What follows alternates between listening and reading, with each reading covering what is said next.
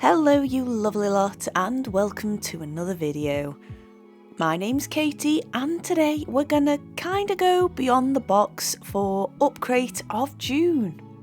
Of course, it goes without saying, if you are new here and you like these kinds of videos or find them helpful, why not hit that subscribe button, show the channel some love, and as well it means you're not gonna miss out on any future videos.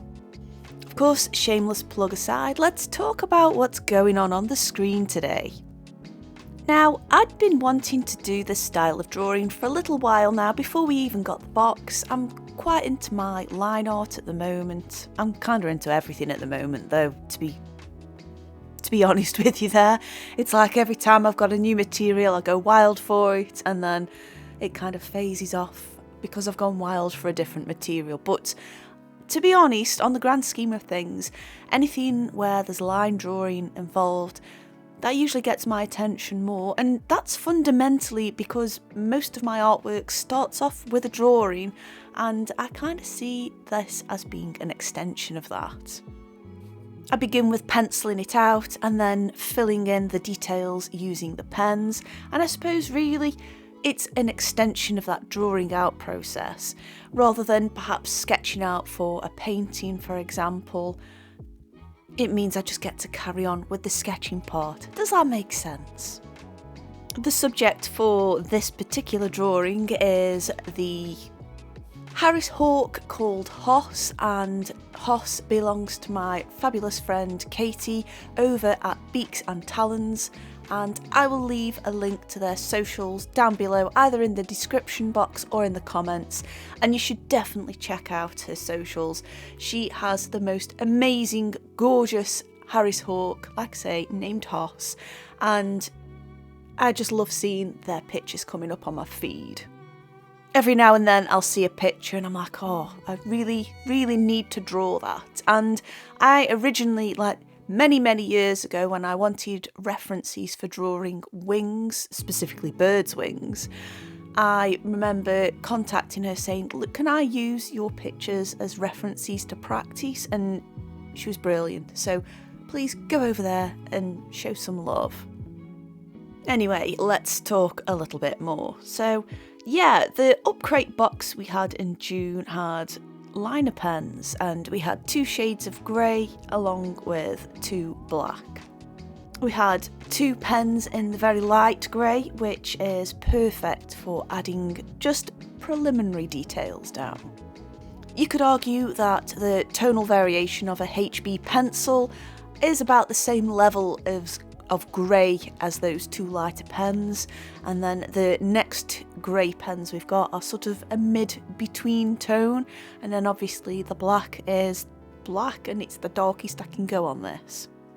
I'm also using the same sketch pad that was in the Upgrade, and I actually really like that paper. I thought it would be perhaps a little bit too grainy for the pens, but doing another drawing on there, especially as detailed as this where the pens are getting used a lot, I'm quite surprised actually it didn't wear the nibs down.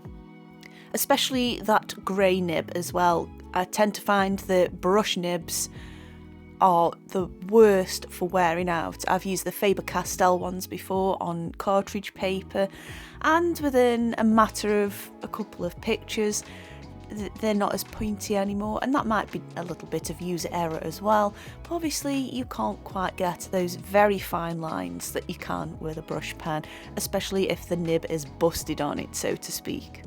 They kind of get relegated for, let's just chuck some area of colour down, it doesn't matter about detail, I'm literally just filling an area in. And I do think, although that is a big use for that kind of pen, it's a bit of a shame really that it's not working to its full potential anymore. But hey, I'm waffling. So I started off by drawing Hoss's head, and there's still a lot more detail to go in there, but I added all those tiny little feather details in around the eyes, and I also laid some foundations for the tonal differences, as I suppose on screen the right hand side of Hoss's head is very much in shadow. It's also quite a challenge actually to do a black and white drawing from such a colourful bird and actually make it cohesive, being able to separate the tonal differences from the shadows that are cast, as well as the tonal differences in the colour of the feathers. My best advice there is to go in with your lightest, get the details down first, unless you're 100% sure that an area is going to be significantly different to another area with that contrast there. And then gradually fill in the areas by going over those same details again to create, I guess, tonal marks. Another thing to consider as well, especially when doing feathers, because let's face it, not all feathers are the same. They all go in different directions, they go in different shapes, they splay out differently as well, depending on how they're sitting against the bird's body. I find it super useful to just very lightly draw out where these feathers are going, and if you need to, literally draw just very faintly with your pencil some arrows to represent the direction that these feathers are sitting. And there's two really good reasons to do that. Number one, you're going to get more of an accurate representation of birds' feathers more than anything. And number two, especially when there are areas where it's kind of difficult to distinguish some of the feathers, it just allows you to keep at least a cohesive flow of the direction that the marks you're going to make are going to go. Me being just a mere human and not a Harry's hawk, I don't have the eyesight to literally pick out every single fibre of each feather. So areas where it's a little less distinguishable, it's probably best just to create a flow of the direction the feathers are, rather than agonising over getting every single blade on each feather there. The area I'm working on right now on screen is quite different to the area that I've just done, and you can tell because the direction of the feathers, for example, are different. The feather types are slightly different too, and how they catch the light and the tone also needs to be represented. I really do advise going in there with your lightest grey if you're going to draw something like this, or you could apply this logic to most drawings where there's lots of little details in there. Go in there with your lightest pen and then gradually introduce those darker tones in to reflect what you're drawing. Now, I've said this before in previous videos, and if you've been watching for a long time, you'll have heard me talk about how this was a style that I adopted in my work a long time ago. Like, after I'd just finished university, I was pretty broke. I was pretty broke throughout university, to be honest, but after university, I did not want to touch paint. I didn't want to use any of the techniques that I'd used there. I'd literally just had enough. But obviously I still wanted to do some art, and I would just buy the coloured liner pens you can get from the supermarkets, the Stabilo ones as well as the Stedlier ones, and I would create very detailed artwork using that and that alone.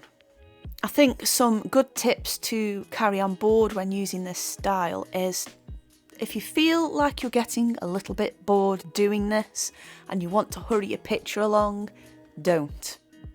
This is one of those techniques that take a good while to do and to do well. And another thing, if you've spent a couple of hours adding loads of intricate details and then rush it at the end, it's going to look like you've rushed it at the end too. There are no shortcuts, there are no hacks. You have literally got to do that detail well, and you will feel much better for it, doing a better job rather than rushing it to get it done. If I could give you an estimate as to how long this took to draw, I'd say it took me about 3 hours in total. But for me personally, when I get working on a project like this, there is no stopping me. I will just do it because this is a technique I really enjoy. I did actually film this in 2 sections though, because midway through I was just getting a little bit tired of specifically the area I'm working on now. I didn't want to rush and just block that area in with that mid-grey colour using the brush. As tempting as it would have been and as easy as it would have been, it would have not looked right. That brush pen really was handy for covering larger areas, but I certainly wouldn't recommend doing a whole area in that. You still want to maintain some texture and some movement, otherwise your piece is going to be very unbalanced. For those areas where I did use that brush pen, as you can see, the lines are a lot thicker and they don't quite match the rest. However, having that smaller, finer version of it just meant I could extend those areas out using that same tone, and it creates a little bit more of a natural and convincing border. Well, border's probably not the right word to use there, but you know what I mean. It's good to be able to have that sharp contrast between where the feathers overlap and the shadow is cast. However, it's still casting upon a texture and you do have to incorporate that in there. And of course, as well, you have to take into consideration the different coloured feathers. The feathers that are on his chest, for example, are very red on the reference picture, but obviously this is a black and white one. So how do you create that difference so it's translated into your line work better? And again, that comes down to being able to identify tonal differences. If you're working off a reference photo, especially if you're on your phone, the wonders of modern technology means you can just desaturate the picture and use that. However, sometimes that alone can cause you to lose details. And I know it sounds a little bit daft, but scrunching your eyes up so you can just see the shadows and the light areas, for me that works best. And it's also a good practice to get into, especially if you're drawing from life. After all, if you've got a still life in front of you, you can't exactly press a button to make all of that colour go away so you can tell the tonal differences. So getting into a practice of being able to identify that for yourself is gold. Now, after completing the majority of feathers on Hossie's body, I thought as a little reward I'd save the facial details till last. And I know it sounds daft again, but when you're doing something like this, it's going to be very repetitive in some areas. So if anything, leave some of the areas that you know you're going to enjoy drawing, and obviously if it's possible to do that, leave them as a bit of a reward. It's always an incentive to keep going with your piece when you know you've got a favourite part or a favourite technique that you like using. Use that as your reward, and that is just great for keeping your stamina up whilst drawing these things. For the beak and the surrounding mouth parts area, I had to use different lines. It just wasn't possible to just add the solid shading in there, so I just went for some very, very light cross-hatching, as well as adding lots of dots, because that also helps to bring in some tonal areas.